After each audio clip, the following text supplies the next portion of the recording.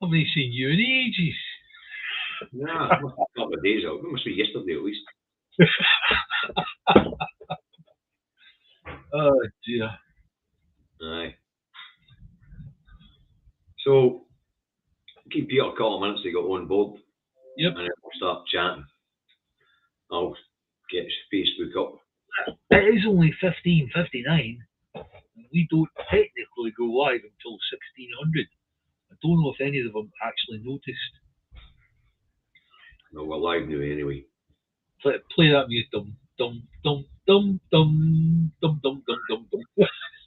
Right, fast. Guys. Yesterday at least. Give me a wee second. Otherwise we'll get past. Hello Facebook. Afternoon Stephen, afternoon Colin, afternoon Mags. Afternoon James. Hey, how we doing out here? I'm busier on YouTube at the moment anyway. So what's numbers like on Clegg World? Hey, I don't know at the moment. Let me jump back out. A few. But I'll take Peter a couple of minutes to get on board. Nice. He used to tell me that there are 46 watching at this point in time. Afternoon guys, off this morning step, meaning naughty step. You can't see the sign in this particular setup because well, you're off a naughty step. Yeah.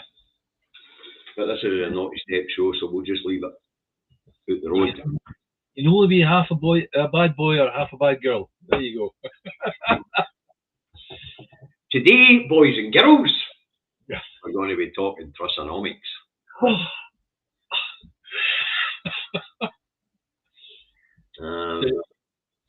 that mean we all become growth deniers for the day?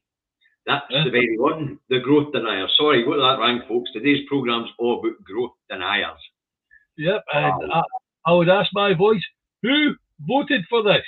Eh? Aye, who voted for this?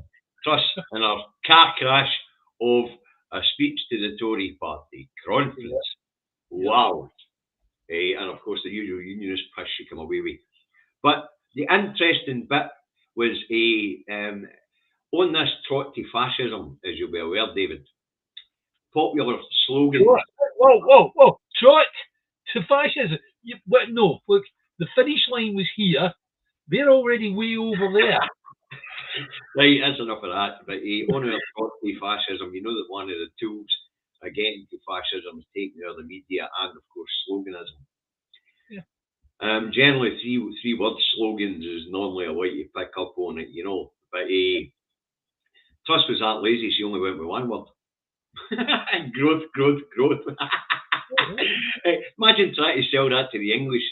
I don't know whether the people down there are paying attention. You'll notice she didn't say a dicky bird really about the Welsh or the Irish. She was more interested in having a go at Scotland, Nicola Sturgeon, all the rest of it, right? Now that to me is the true mark of a fascist. Fascism is actually quite cuddly in its own way, right? They'll give you a job, right? They'll give you work and stability and all the rest of it, right? But what they say goes. Listen, I just cannot get how stupid I just can't get how stupid the people doing that road have become. And I don't mean that as an insult, but I'm afraid, listen, if they had been paying attention, Arbeit macht's frei. Ring any bells, David? Sets you free. What sets you free? What's the Tory mantra been for the last 12 years? Arbeit macht's frei. Listen, it's straight the crap that you should be seen in 1932's Germany. Yep. First Hitler taken out of the press. Yep. Then why don't you get rid of all the socialists? Yeah. Stay away with the trade unions. Yeah. Are these people down that road fucking mad? Can they not see this stuff? Yeah, I know. You would have thought that maybe a good proportion of them would have seen that history on even just movies or TV programs, The World at War, that sort of thing, you know. That's what's so funny about it. They've invented so many nostalgia channels that people know about it and they're not recognising it. They don't go, oh, wait a minute. Yeah, I've heard this before somewhere. And, Oh, and the one main thing about a fascist government is that they will always find one group of people to dehumanize and create as an enemy. This is our collective enemy, the growth deniers. The growth deniers. Arbeit macht sie frei. That's economics. First month in government, and she had 12 days of that after morning, and managed to wipe 300 billion after bloody sheet. And her first month, 300 billion has fled the UK. It's gone. People are no investing. People can't buy mortgages. Housing market collapsing. Bloody brilliant. It'd be nice to work out how many times over that period of time she went to the toilet and work out how much per flush she costed. Every time she opens her gob, the whole market goes into fright and takes flight. And Bloomberg's is projecting the run the pound to start again shortly. Yeah. And they reckon the pound will be the projection is that the pound will be 105 to the dollar by the end of this year, in parity with the dollar in the middle of next year. It's just absolutely mental. But let's have a wee look at the reality of trisonomics and growth. Shall we take that serious for a minute, David? Yeah. Because people are going to die. Yeah, well, if you figure their way of thinking, it doesn't matter what they say, they're still relying on trickle-down economics, where you stuff the super rich pockets with money, hoping that some of that trickles down to the people on lesser salaries, right, or lesser incomes, right? But a proper functioning economy that's healthy, in actual fact, uses trickle-up economics. That's where you make sure that the general public's pockets are full, and they spend that into the economy, and that then feeds all the companies that are owned by the fat cats, and they make their money to keep the companies open. Right? Keep people employed, give them a decent. Henry Ford did this years ago. He realised his employees couldn't buy his vehicles, so he just trapped the price to his employees and raised their wages so that he had a market to bloody well sell to. But wasn't he a Nazi as well? Aye.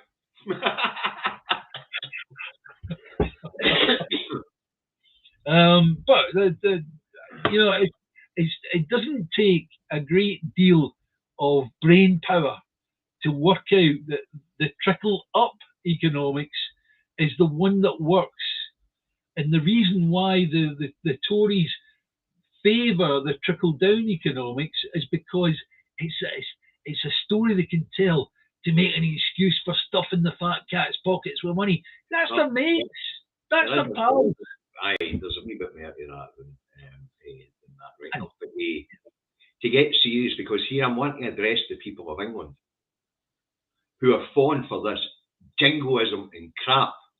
And this is a direct plea to the people of England. When Tories say growth, they don't mean for you. So don't vote for them. They mean for them. Now let's make this quite understandable for people in England. How a market economy works in England is that people in the market go out and spend and buy stuff. When Liz Truss is talking about growth, she's talking rubbish, because nobody has got any disposable income with interest rates and inflation running so high. So there is nobody rushing out to buy anything in the marketplace other than food. Therefore, we have massive contraction. The mere fact that you people don't understand down that road that if we Mrs. McGlumpher doesn't have any money to spend on a new suite, a new carpet, a new car, new clothes for the children, the odd night out in a restaurant or cinema, then your economy contracts and cannot grow. You are being sold a pup by an idiot in number 10.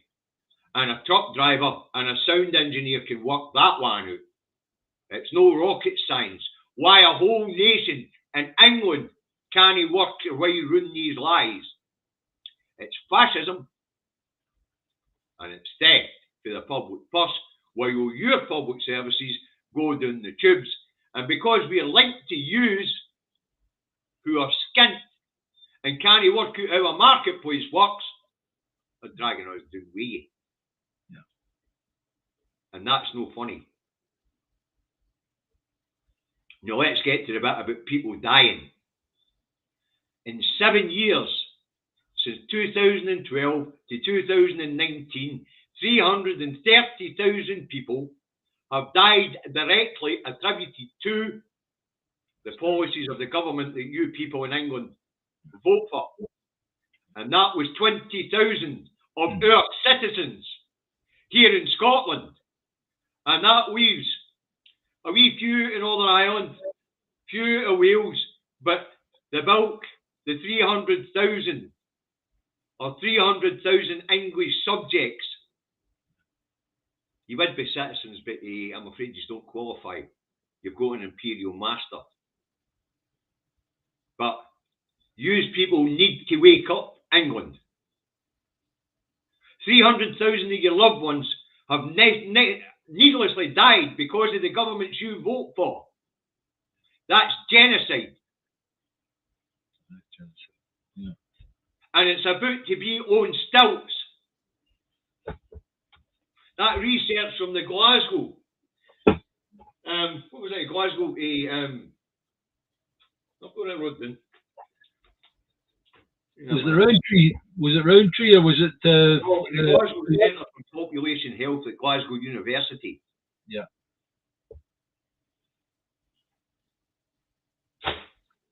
300,000 English people have died because of their voting intentions. 300,000 of your loved ones have passed away because of the policies that you have voted for. 300,000, get that in your head, England. Hang on a second. Right, I'm going to challenge you, right? And I know your answer before I ask. Are you not talking about people just dying from old age, or we're not just talking about natural wastage? What we're talking about here is people that were that poor, they made poor nutritional choices, and their health suffered. And 66% of the ones in Scotland were under 65. Yeah, 66% were male. I've already heard anecdotal evidence. Was the soldier that was he was diabetic, he couldn't keep his insulin cold, so therefore his fridge went off. He didn't have money to feed his meter to keep his fridge on. The insulin went off, he couldn't use it, and subsequently the guy died. That's the sort of anecdotal stories that you hear, but these aren't just stories. These are actual facts. This actually happened to real human beings. So austerity at this point in time in Scotland is running at 3 a day. 3. Yeah.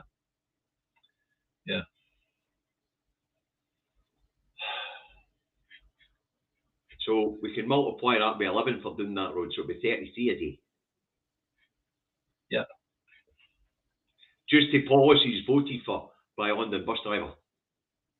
330,000 people across these islands have died to policies put in place by the Conservative Party. Now, it's about to go on stilts.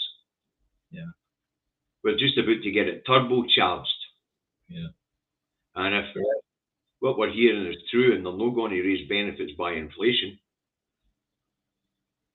and pensions by inflation, and we know that they reneged on the triple lock before,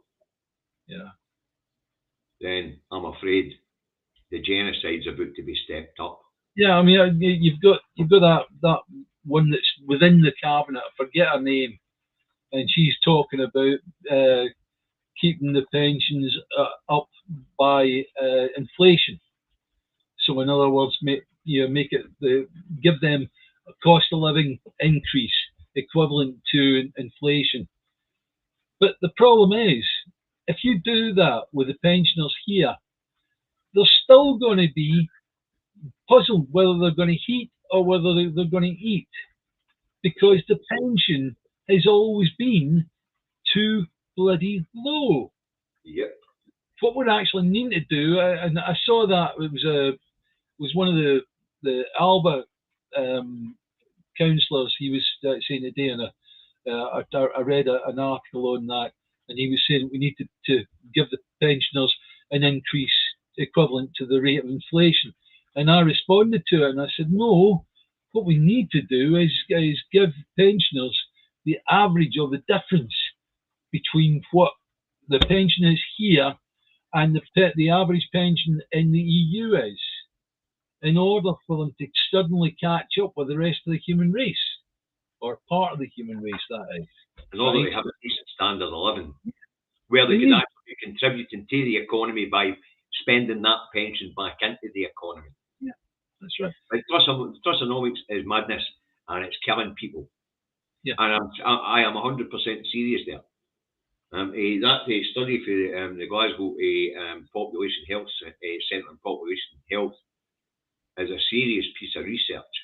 Yeah. But we already knew the ONS had put figures out a few years back saying that 220,000 had died to austerity policies.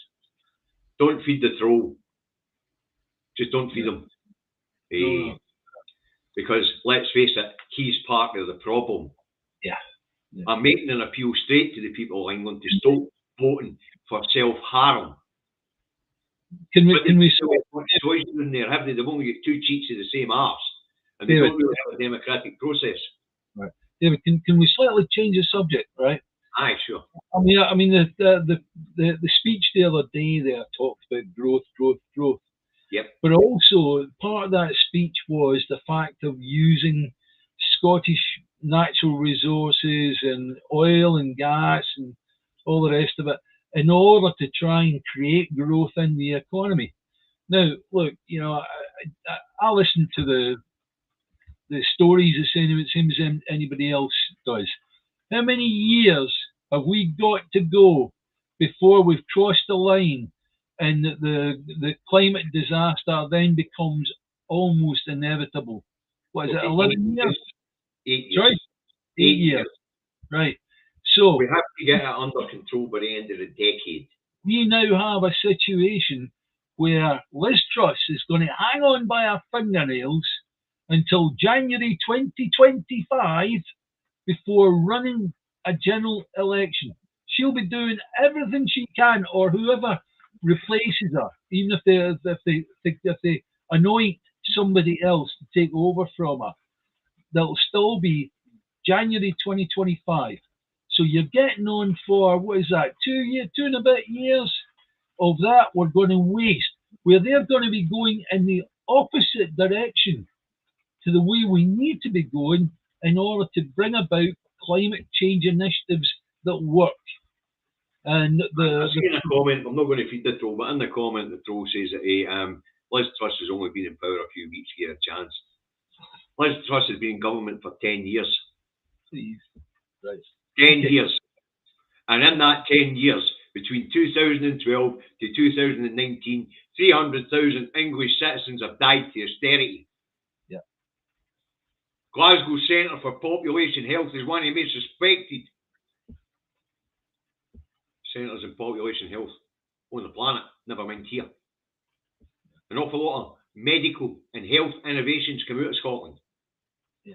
Glasgow Centre for Health Population feeds into that.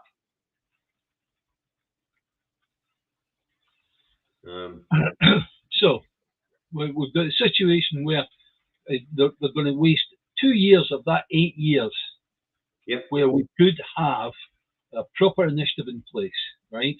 When you look at the energy mix that Scotland is moving towards, in actual fact, it's coming into focus. It's starting to come into focus quite well. We're talking about wind energy, tidal energy, hydro, solar, right? Those are going to be the electricity generators that we're going to use in the future. There's going to be a mix of them that we're going to use, right? That's why Scotland's putting in huge storage. Then, over and above that, we're going to start producing green hydrogen. Yeah, we're going to start producing green hydrogen, and it's a fact that maybe on a night time, the wind turbines are still going to be turning about, right? The power we're not going to require as much power from them as we did during the day, so therefore they can get switched to producing green hydrogen, right?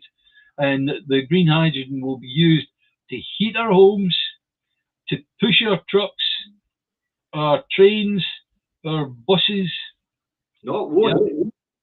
And the reason why it won't is because the big energy companies will produce blue hydrogen. Yeah, but the thing is that we need to be... And they'll try and say it's a clean technology, but it's not. No, it's because not. You have to burn oil and gas to produce it. Well, and that's the way it's going to be, because oil and gas is still going to be pumped. Thank you very much, because the idiots on the road. We're 8 years away from an ecological disaster where ecosystems start breaking down. We start to see mass migration, and of course, that leads to strife and conflict. Yeah, but if you let me finish about the focus, right? That means that if that comes even more into focus and we start actually actioning the whole thing, that means that we'll have the ability to phase down the operations in oil and gas around the waters of Scotland. No, as long as we're still in this union, we won't, David. Well, no, I'm talking about after independence, David, of course, right? If we take control, I mean, let's face it, if it was your decision to make between one government and the other government, so you've got Westminster on your right hand and Holyrood on your other hand, right? And Scotland was on the cusp of being independent, right? And you were looking at which one would be better for the management of the climate. Who would you choose? Who would you trust more? Obviously, I would choose the Scottish Government, because we've been moving in the green direction since the days of Mr. Salmon. But we're going to go. I'm going to put this one on. Tories have crashed the economy deliberately to bring down I'm assuming that was cost for manufacturing. Well, they failed, because leaving the EU means getting raw materials is very, very expensive. And the problems in Ukraine means that agricultural things like fertilizer and that has become very expensive as well. So if they're trying to bring down costs for manufacturing, they'll fail. Or if they're trying to bring down manufacturing, well done. Yeah. Job achieved. Because SMEs are the backbone of the UK economy. Which brings us to the other idea of deregulation in Truss's a book of economics, where you deregulate companies of under 500 employees. Where do we go with that? The bulk of businesses in the UK are under 500 employees. So what you've just done is deregulate the labour market. You see, I look at that and I go, immediately you start doing that to the small and medium-sized companies, right? The big ones want to slice it by. Aye. Yeah. That's right. But, yeah, or what would happen is your big boys would say, right, we'll buy you, and we'll buy you, and we'll buy you, and we'll buy you. Right? All companies under 500 employees. So instead of bringing them together as one big conglomerate, they've got individual bits, if you like, right? There's ways around it. There's ways to actually administer it as a company. Most companies will find their way around about regulation or deregulation in this case, right? So they would have to, if they made it into legislation, they would have to be very careful how they word that legislation. to stop big companies from fractionalising their own operations. Yes, of course. Yeah. I mean, a good example of that is up here in Scotland. There's a massive company called Arnold Clark, but every one of their forecourts, every one of their garages is separately registered as a business. So if it goes down, it doesn't bring the rest of the empire down with it. That's right. So yes, you're absolutely right. They've split up into smaller companies. They'll use it to avoid tax and everything. Yeah. So aye, but what we are looking at is more or less she's talking about deregulation of the labour market. It's for that very reason that I have a bit of a chuckle anytime I see somebody say, if you become independent, we'll stop buying from you. You'll not be able to sell it into England. And I just go, because to be honest with you, it's like the reason why businesses down in England buy from my tiny wee company is because I'm faster, I'm smarter, and I'm cheaper. That's simple. Those three things mean they can't go anywhere else. I give them the golden handcuffs every time. And that will happen in the future because if they're buying from Scottish companies, why are they buying from Scottish companies? Why are they not buying from English companies if they're down in England? The reason is they're faster, smarter, and they're cheaper. Right? Unless it's something special like special whiskey or something like that, or some fine food or whatever. Okay, that's down to individual needs. But when we're talking about contractors, service industry, whatever, the only reason they're coming to people, the companies in Scotland, is faster, smarter, cheaper. Yep. And they'll still have needs after independence. But as I say, we're supposed to be doing trustonomics today. So let's have a look at what she's achieved in her first month. Pounds crashed. Economy's flatlined. Bloomberg's is I'll tell you what they're saying. Pound sterling deeper recession now forecast greater losses seen against euro and dollar. And that's all the UK economists are expecting that. And they expected to see the currency to drop and the recession to be bigger and deeper. They're underestimating, as far as I'm concerned, the level of unemployment, which is about to hit. But the deregulating of the energy market, the labour market, means that those who are left in employment will be as slaves. They're at the mercy of their employers.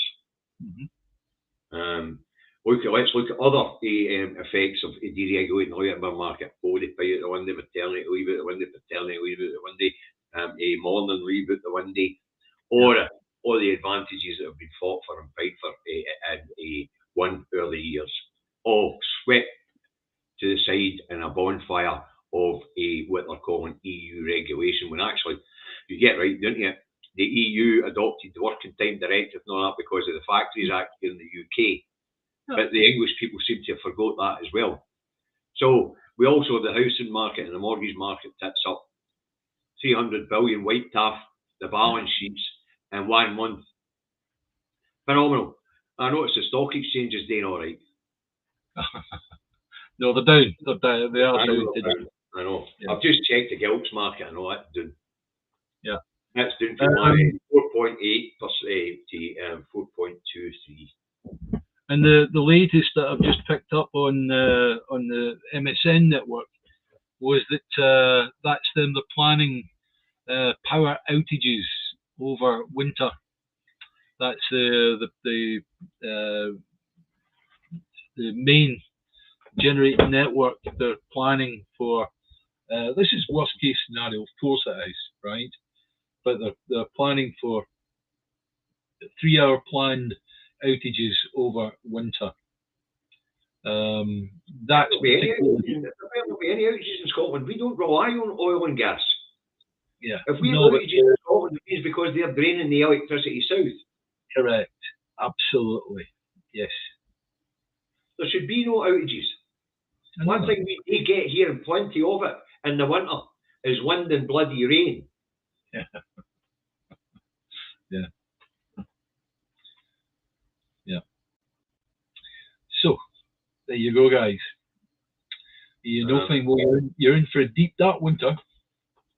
You know that the food prices are going to be through the ceiling. You know, electricity is going to be through the ceiling. Gas is going to be through the ceiling. I've seen the impact, David, already because I prepay my electricity. Yeah. yeah. All we can do is sit and watch and report on what we see. And thank you to any of you guys that have been passing us information that we've found interesting and useful. Because really, a lot of the times we can't rely just on our own eyes and ears. We need your eyes and ears as well. Okay, Steve, you're just boasting. In Orkney, we get plenty of wind and rain all year round. No wonder you've all got good blood complexions. There is a good point to what Steve's saying there. Actually, that's why they're pioneering this work on green hydrogen up there. Yeah, right. They do have wind and rain all year. They do have plenty of renewable energy. What they don't have, and probably won't get until we're independent, is a hook up to the mainland. Yeah. Although they are talking about it. Yeah. But see, I'm already seeing the difference in because I've got a prepaid meter. I've went from £50 a week to £77 a week. Right.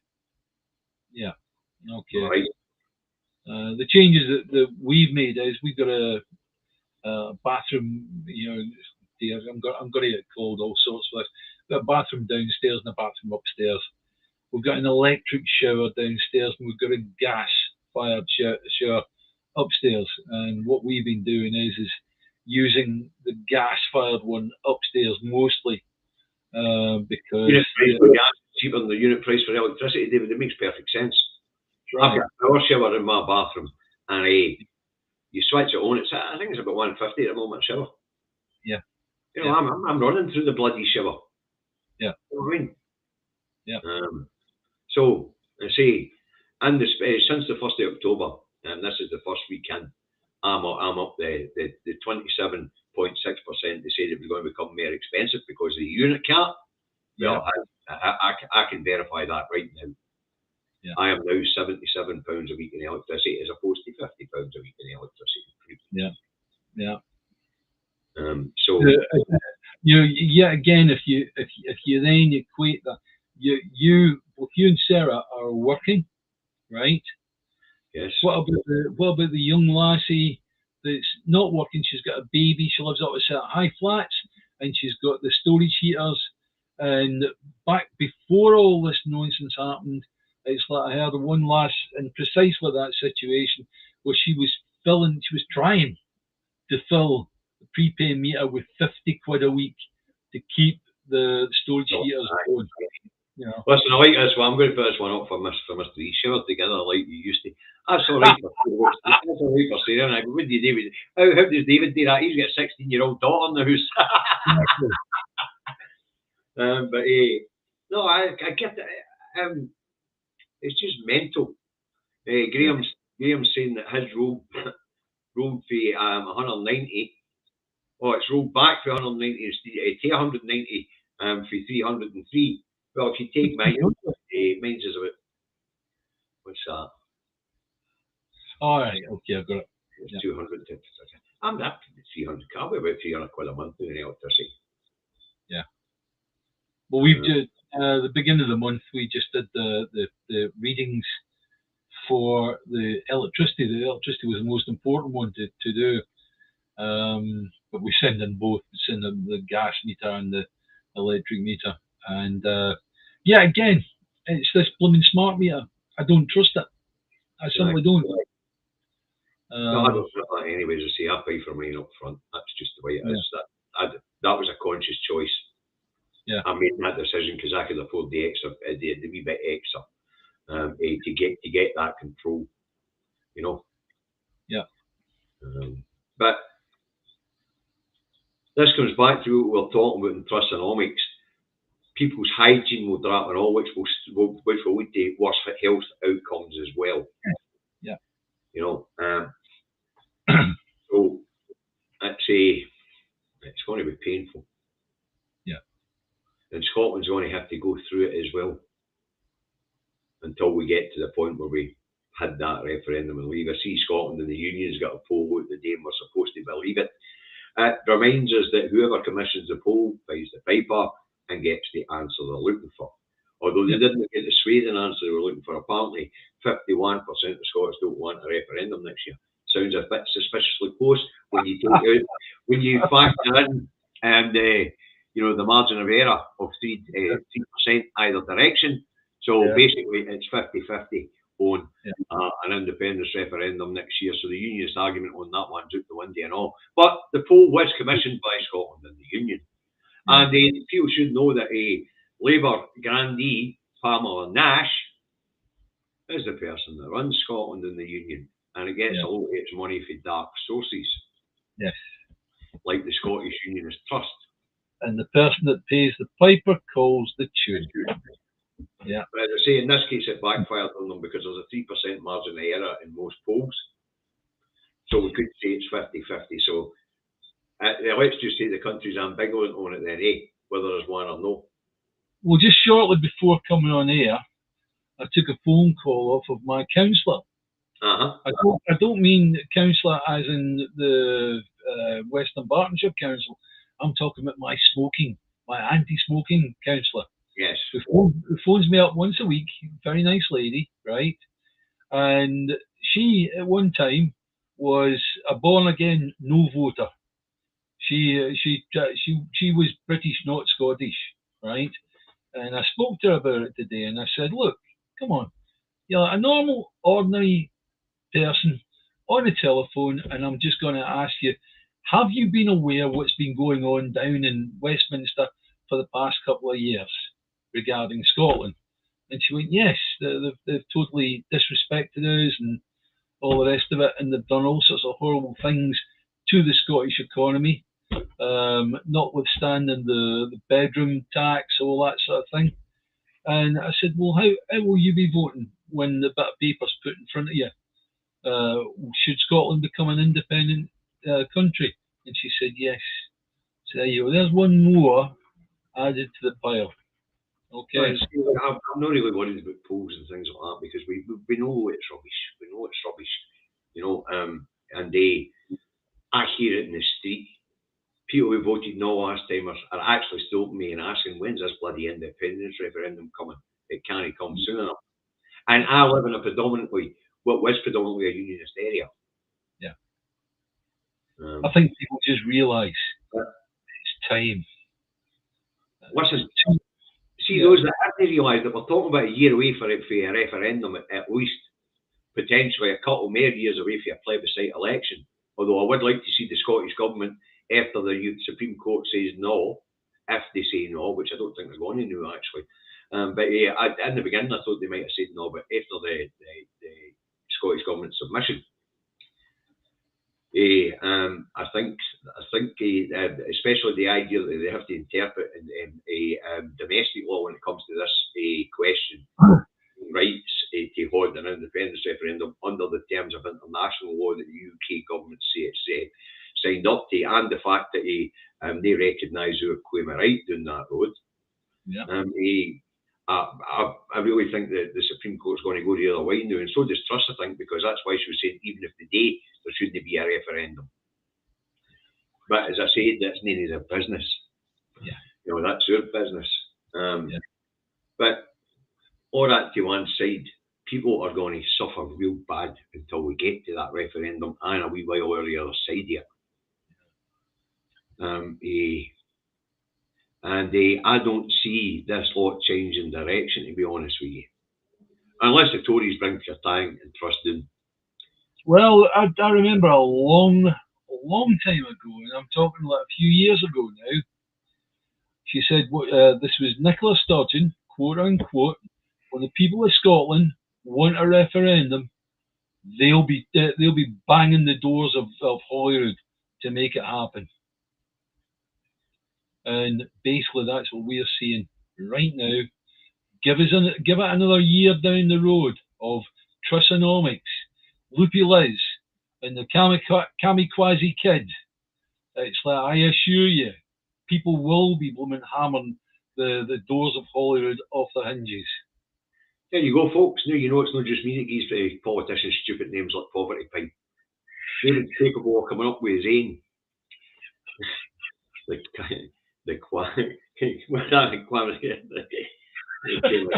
kid. Kamikaze Kid. Aye, Lucy lives in the Kamikaze Kid. There you go. Right. But as I say, people are really going to suffer, and it brings me. Do you know when I think about this? It brings me back to the day after the 2014 referendum, when that young fella in his mid 20s, was standing in the George Square with the salt tire around his neck, tent behind him, and he said, "Bring it on, throw the fucking misery at us, throw it at us. Come on, that's what we expect." And that's exactly what's happened. Yeah. That's exactly what's happened.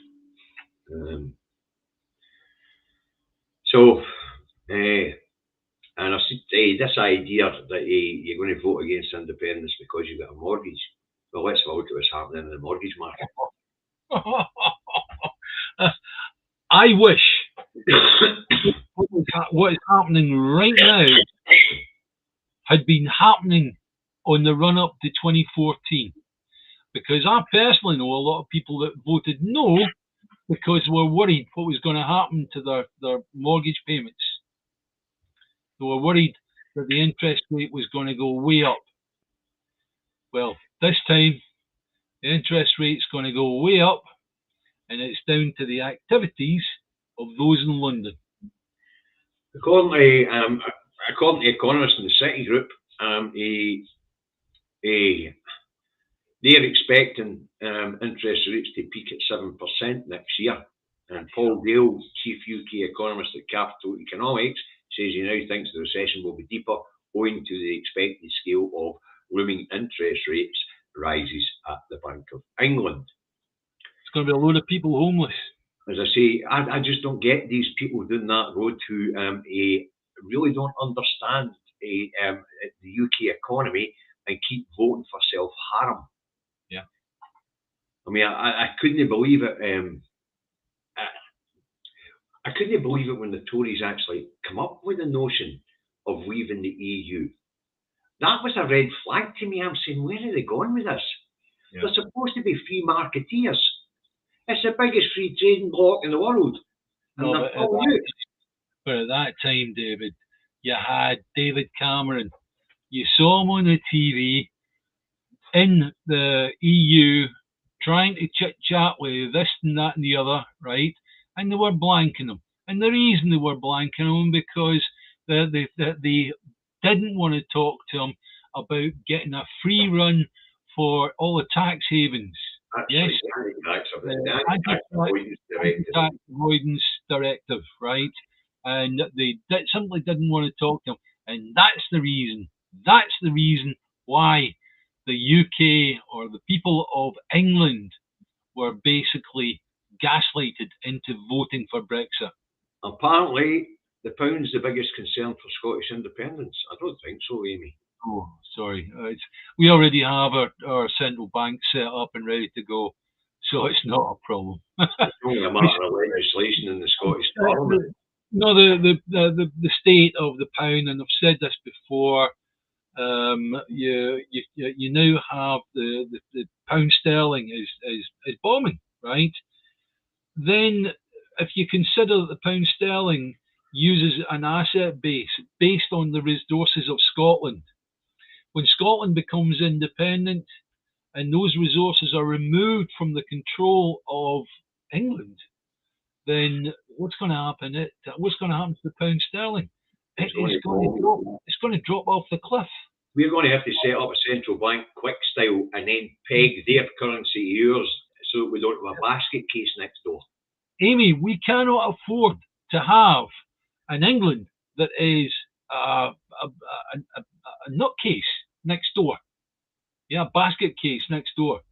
That's if you. I don't know if you've had many neighbours in your life, but if you end up with a neighbour that's a blooming nutter next door, then it brings down everything that you're trying to do and all the rest of it, right? Let's answer Amy's question on this one. What central bank is already set up?